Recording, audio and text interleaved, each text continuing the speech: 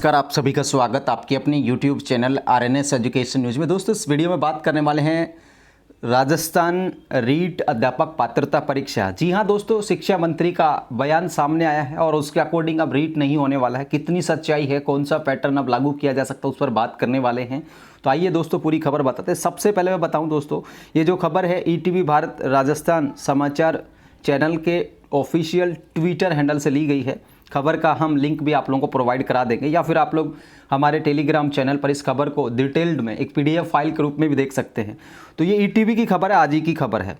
और अब इसमें बताया गया कि राजस्थान में अब नहीं होगी रीट की परीक्षा, शिक्षा मंत्री ने दिए संकेत। देखिए दोस्तों, अब शिक्षा मंत्री भले ये बात कह रहे हों, लेकिन रीट की एग्जाम तो होएगी, ठीक है। लेकिन इसका पैटर्न जो है फिलहाल एक पात्रता परीक्षा और उसके बाद मुख्य परीक्षा, दो तरीके का जो स्कीम गहलोत सरकार लेकर आई थी, उस स्कीम के तहत ये नहीं होने जा रहा है। अब यहाँ पर संभवतः एक परीक्षा करवाई जा सकती है और उसके आधार पर ही जो है ये शिक्षक बनना शुरू होंगे। देखिए दोस्तों, राजस्थान में शिक्षक बनने के लिए अभ्यर्थियों को पात्रता परीक्षा रीट और मुख्य परीक्षा से नहीं गुजरना होगा। प्रदेश के शिक्षा मंत्री मदन दिलावर नए शिक्षकों की भर्ती के लिए एक ही कंपटीशन एग्जाम कराने की तैयारी कर रहे हैं। यानी इनका कहना है कि भाई एक ही पेपर से थर्ड सेकंड ये जो है सारे के सारे शिक्षक हैं वो बना लिए जाएं। इतना आसान नहीं होगा दोस्तों इस तरीके से करना। और ये यहाँ पर देखिए, सरकारी स्कूलों में शिक्षक बनने का ख्वाब देख रहे प्रदेश के युवाओं को 2 वर्षीय 4 वर्षीय बीएड इंटीग्रेटेड दाखिले के लिए पहले PTT का एग्ज़ाम देना होता है, उसके बाद बीएड कोर्स, फिर रेट एग्ज़ाम और आखिर में मुख्य परीक्षा पास करके स्कूलों में शिक्षक बनने का सपना पूरा होता है। लेकिन इस प्रक्रिया में अभ्यर्थियों के कई साल निकल जाते हैं और सफल होने वाले अभ्यर्थियों का प्रतिशत भी 10% होता है, बाकी 90% अभ्यर्थियों को मायूसी ही हाथ लगती है। ऐसे में शिक्षा मंत्री ने कहा है कि अभ्यर्थियों का समय खराब ना हो, इस उद्देश्य से एक प्लान तैयार किया जा रहा है, जिसके तहत छात्रों को रीट की परीक्षा देनी होगी और ना ही कई साल बर्बाद करने होंगे। ना तो रीट की परीक्षा देनी होगी, ना ही साल बर्बाद करने होंगे।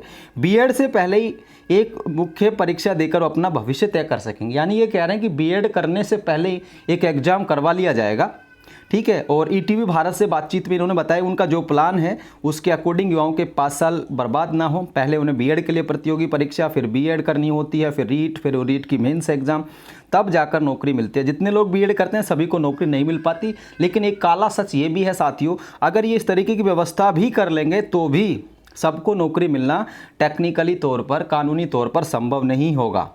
अब दोस्तों, इसके लिए उन्होंने बताया है कि यदि बीएड किए बिना अभ्यर्थी परीक्षा में भाग लेगा तो परीक्षा में सफल होने पर उसे बीएड करने के लिए समय दिया जाएगा, और यदि बीएड किया हुआ अभ्यर्थी परीक्षा में सफल होता है तो उसे सीधे नौकरी दे दी जाएगी। यानी एक तरीके से इस स्कीम को आप इस तरीके से समझ सकते हैं कि एक एग्ज़ाम कराई जाएगी और उस एग्ज़ाम में बीएड यानी कि ग्रेजुएशन पास और बीएड पास 2 तरीके के स्लैब तैयार किए जाएंगे और उसमें एक एग्ज़ाम ली जाएगी। और फिर जो बीएड कर चुका अभ्यर्थी है उसको तो उसके उस अंकों के आधार पर नौकरी दे दी जाएगी, और जो बीएड नहीं कर पाया, जो सिर्फ ग्रेजुएशन बेस पे एग्ज़ाम दे रहा है, उसको बीएड करने के बाद मौका दे दिया जाएगा।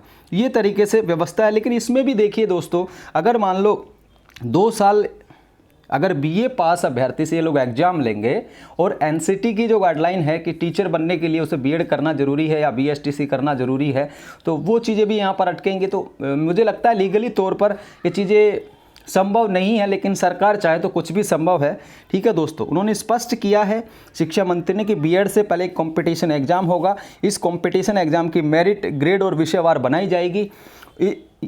इस एक कंपटीशन एग्जाम से क्लियर हो जाएगा कि अभ्यर्थी शिक्षक बनेगा या नहीं। हालांकि इसके लिए लीगल राय ली जाएगी, एक्सपर्ट से भी बातचीत कर रहे हैं। सबके बातचीत करने के बाद जो न्याय संगत होगा वो कदम उठाया जाएगा, ताकि नियमों के उल्लंघन की बात कहकर कोई कोर्ट स्टे नहीं ले पाए। तो दोस्तों, अभी ये चीज़ें चल रही हैं फिलहाल, ठीक है। यानी कि अगर ये कुछ भी नहीं होता है तो यहाँ पर रीट की जो है ये 2 एग्ज़ाम की जगह एक एग्ज़ाम। लेकिन अगर मेरा व्यू माने, अगर मैं अपने अनुभव के आधार पर इस बात को बताऊं, तो मुझे लगता नहीं है कि इतनी चीज़ें आसान होंगी।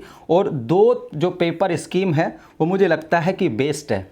देखिए, समय लग रहा है तो वो सरकार को सोचना होगा कि किस तरीके से वो इस तरीके का पेपर बनाए, इस तरीके की भर्ती एजेंसी को सेलेक्ट करे जो लगातार कम समय में इन भर्तियों को पूरा करे, रीट की भर्तियों को। दूसरी जानकारी ये भी है साथियों, इस साल रीट की जो परीक्षा है वो करवाई जा सकती है। ठीक है, आप लोग तैयारी कीजिए। अभी ये सिर्फ मीडिया में आई हुई खबरें हैं, मीडिया में आई हुई बातें हैं, इनका असर जो है नहीं होने वाला फ़िलहाल। ठीक है, चुनाव बाद स्थिति साफ़ हो जाएगी। और जहाँ तक मेरा मानना है, मुझे ऐसा लगता है कि इस तरीके की कोई जो बदलाव है 3rd ग्रेड के लिए नहीं होगा। ठीक है, बाकी तो समय बताएगा साथियों, अभी कुछ भी कह पाना जल्दबाजी होगी, लेकिन अपने व्यू के आधार पर बता रहा हूँ कि ऐसा कुछ नहीं होने जा रहा है। तो धन्यवाद दोस्तों। रीट से जुड़ी हर एक खबर के लिए आप हमारे टेलीग्राम चैनल को ज्वाइन कर लीजिए, यूट्यूब पर हमें सब्सक्राइब कर लीजिए, ताकि आप लोगों को रीट से जुड़ी हर एक खबर प्राप्त होती रहे। धन्यवाद दोस्तों। फिलहाल के लिए इस वीडियो में इतना ही। जय हिंद, जय भारत।